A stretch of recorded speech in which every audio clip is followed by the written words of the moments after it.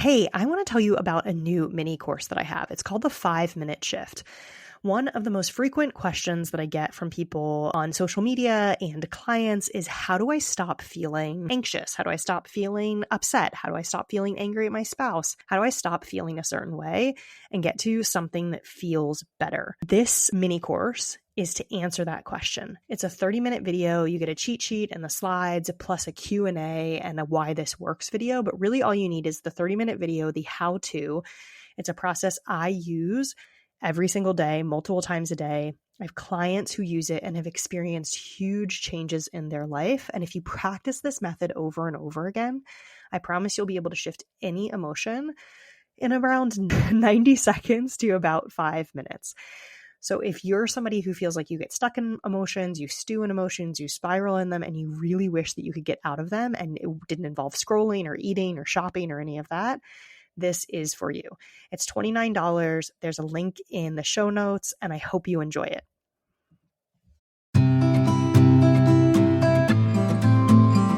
Welcome to Millennial Midlife, the podcast for high-achieving millennial women who've checked all of the boxes, career, family, success, or whatever your boxes are, but still feel burned out, overwhelmed, and wondering, is this all there is?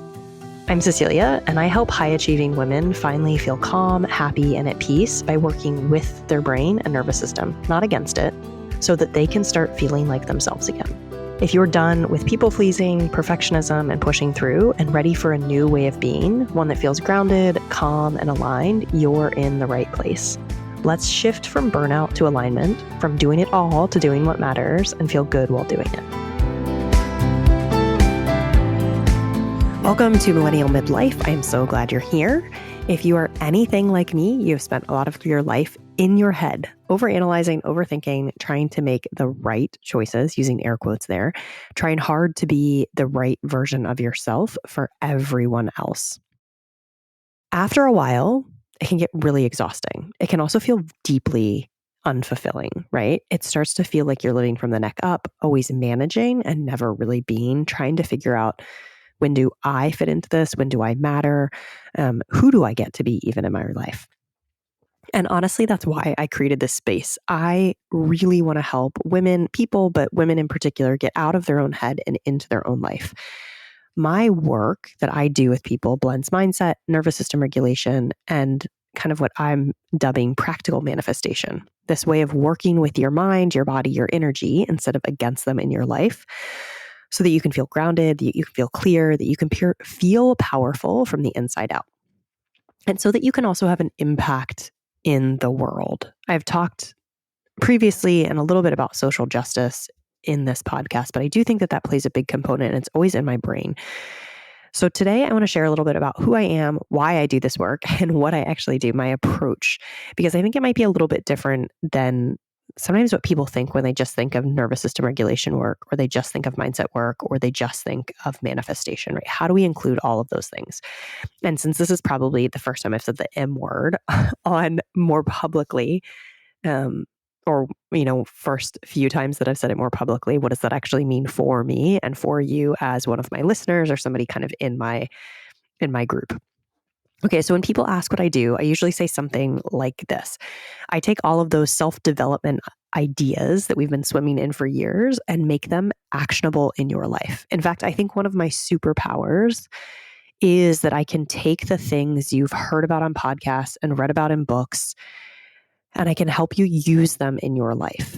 So one of the comments that I get most frequently from clients is that, oh, this feels doable. Oh, I'm actually doing the work that I've been wanting to do for years, right? You helped me take it from this idea, these things that I know intellectually, into actually using them in my life. And I think that that's really important, because if you're a millennial woman, or maybe if you're just a human being in the world, you probably grew up on self-help, right? We're the generation that learned to hustle, to optimize, to fix ourselves. We learned how to achieve, but not necessarily how to be, right? We got a lot of mixed messages too, and what being might look like, or who we were supposed to be. The women I work with are usually somewhere in the middle of life, right? Somewhere between late 20s, early 30s into their 60s.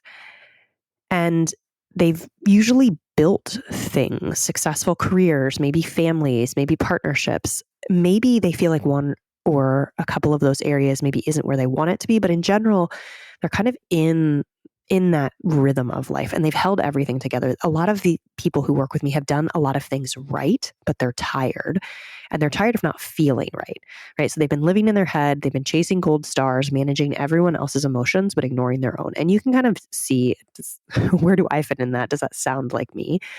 And really, even if that doesn't sound like you, I think these concepts are probably applicable in your life. So I can understand if you might listen anyway. But that's kind of where I'm coming from, right? People who don't want to burn their whole life down, but they do want to feel like themselves in life, right? And they're afraid that they have to make a lot of changes in their life if they want to start to feel like themselves, because it hasn't worked. They've been doing everything they're supposed to do and it hasn't quite worked yet. When women find me, they're usually ready for something different, calmer, softer, truer, a way of living where change can happen but doesn't rely on force or willpower. A lot of times people also come to me because they have tried other things, right? They've tried maybe therapy, they've tried maybe even coaching in different places, they've tried manifestation and it hasn't worked. They feel like they've had the books and maybe they had a recipe, but they didn't feel like they had all the ingredients or maybe even the skills or the tools to implement that recipe successfully. And I just said that on the fly, and I think that that's it right there, right? So a lot of us have a recipe. We've gotten recipes from other people, but we're lacking either the tools or the know-how to actually implement that recipe.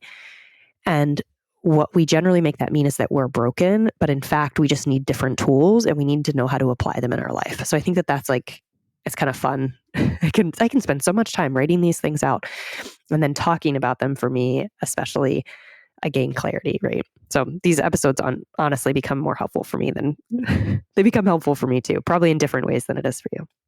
Okay.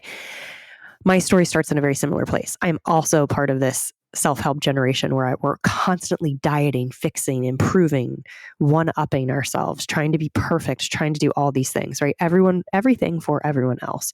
It's how I earned love. It's how I proved my worth. In my late 20s, it all started to feel really like shallow, hollow. I remember thinking, obviously I was in my life, but this is not my life, right? And I don't know what my life is. I know for certain that this is not it anymore, but I don't know where to go from here.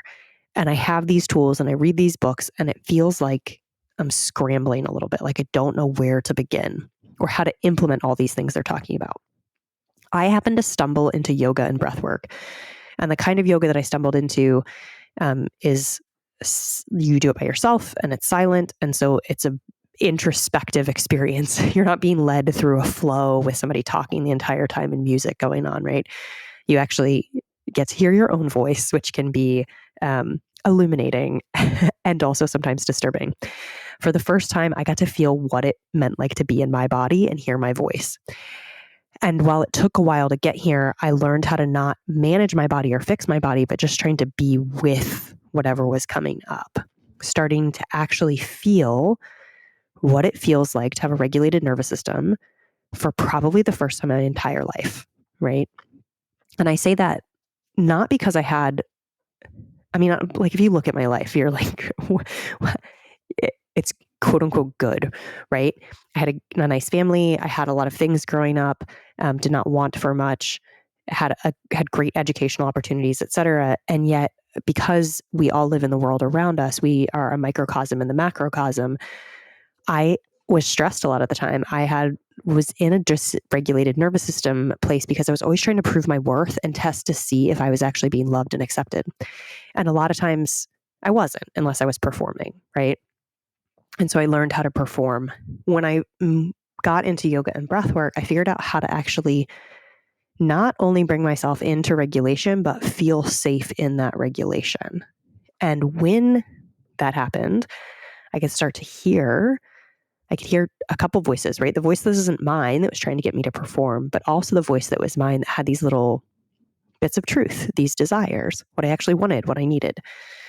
And from there, things unfolded, right? I ended up leaving the job and the relationship that I was in at that time. I started teaching yoga and breath work, got a degree in counseling, ended up working in coaching to be able to combine these different aspects, right? So I saw when I taught yoga and breath work that we weren't addressing the cognitive, spoken, intellectual side. I felt like in my counseling degree, we weren't honoring the nervous system side that well.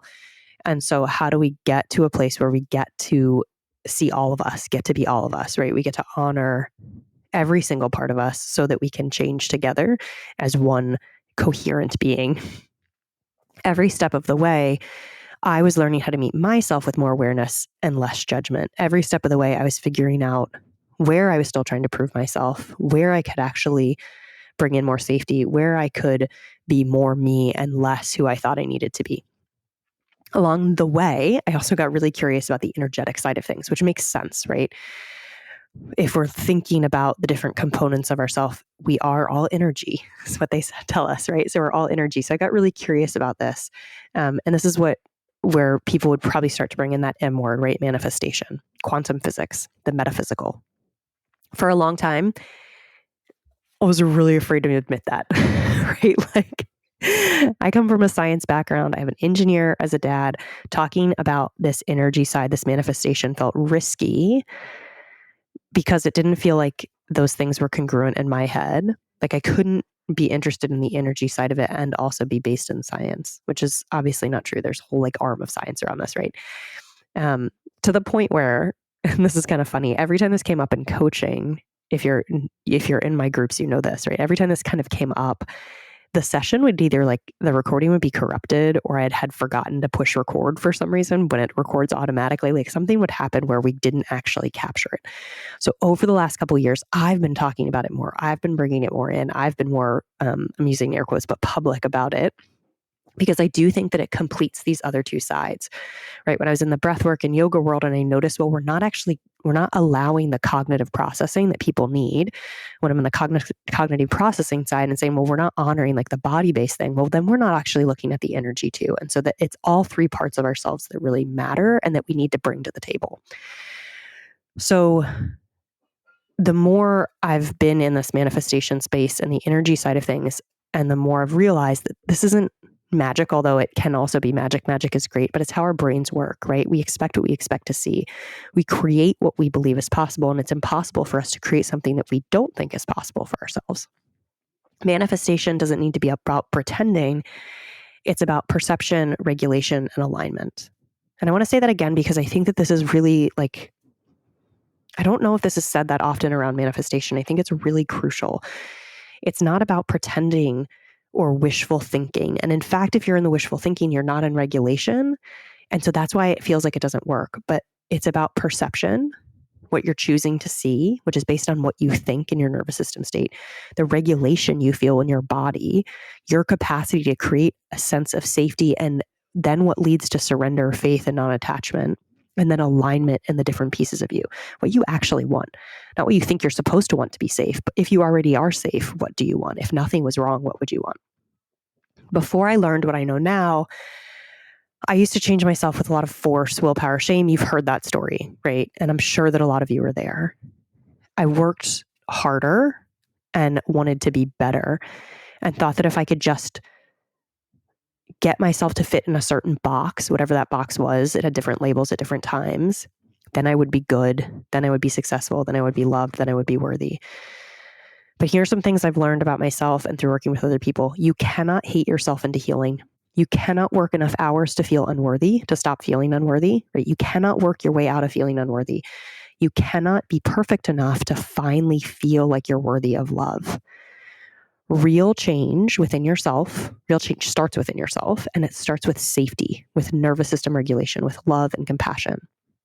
And that's why the work that I'm doing is now, I would say, it's at this intersection of mindset work, nervous system work, and practical manifestation, right? If you think of a Venn diagram, the three circles, if one is mindset, nervous system, manifestation, right there in the middle, we're overlapping, supporting, and amplifying each other. Mindset work helps you understand your thoughts and beliefs, the stories that shape how you see the world and what you believe is possible. Nervous system work helps you create safety within yourself so that you can actually see those thoughts, so that you can understand that you yourself are safe and okay no matter what is happening outside of you. And you don't need outside things to happen for you to feel safe on the inside. And manifestation connects you with your deepest desires. It helps you believe in new possibilities. It helps you, that's that like pulling forward of like who you're becoming and why you're here, right? This kind of like dharma aspect, if you will. When you combine these three, change doesn't feel forced. When you combine these three, it starts to be easy to love yourself and feel compassion towards yourself and others. Change starts to feel natural. You stop trying to need to control your way into peace and instead started creating from peace. So you're suddenly not, you're starting within and growing out instead of trying to control out and bring in. And my approach isn't about spiritual bypassing. It's not about perfectionism. It's not about gaslighting yourself. It's about wholeness, right? It's about connection.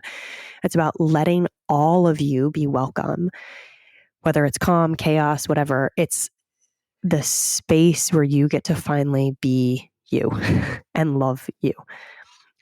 And it can be so fun. It can be so fun.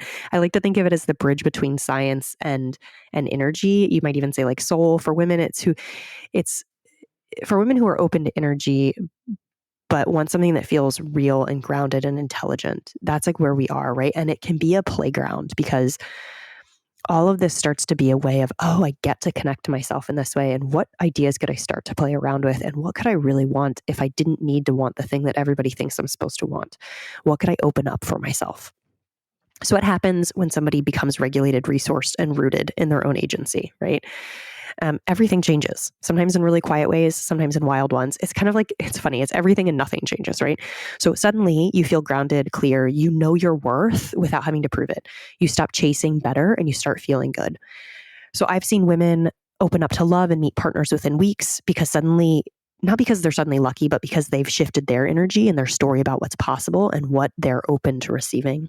I've seen others land dream jobs, creative opportunities, new levels of peace, the ability to be around bugs in your bedroom, right? Like changing of fears and phobias. This peace that it feels like they can finally stop and recognize what they do have. They can finally be in the life they've already created. And from that space of grounded regulation and recognizing, they can ask, what else do I want? Most of this is about day-to-day moments though, right? Because like the big stuff matters, but also the who you are each moment really is what this is about. Waking up and not feeling like your thoughts are already 5 steps ahead of you, feeling more space in your body, feeling a little more calm, a little bit more joy, recognizing fear and being able to respond to it instead of react from it.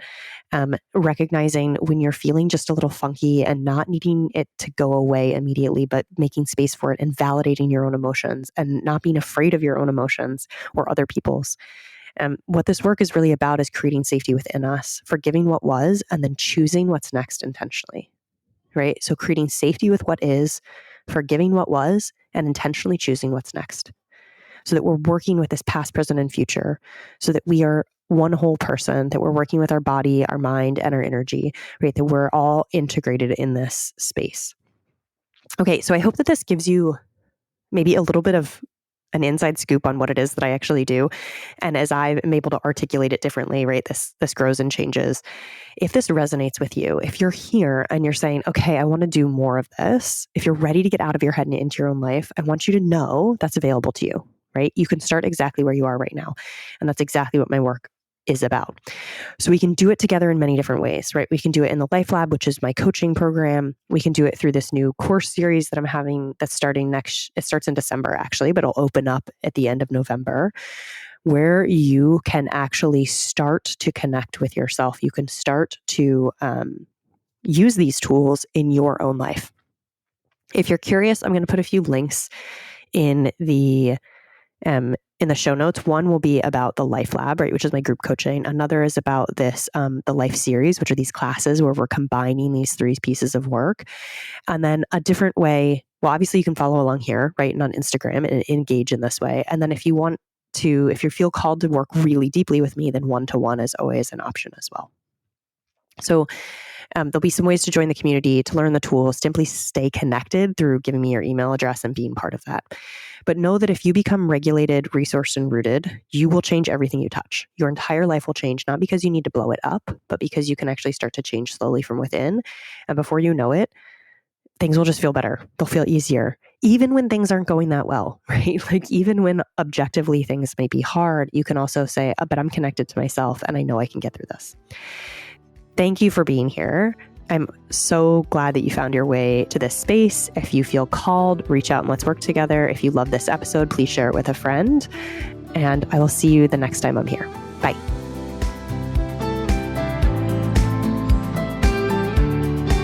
If this episode resonated with you, chances are you're not the only one. We women have been following so many of the same invisible rules, and sometimes all it takes is hearing someone else say it out loud to feel less alone and feel like something else is possible.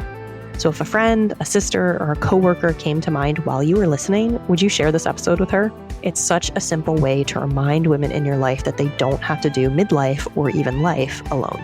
And if you'd like to help even more women find millennial midlife, leaving a quick review on Apple Podcasts or rating on Spotify makes a huge difference. It only takes a minute, and it means the world to me. And of course, make sure you're subscribed so you never miss an episode. We're just getting started.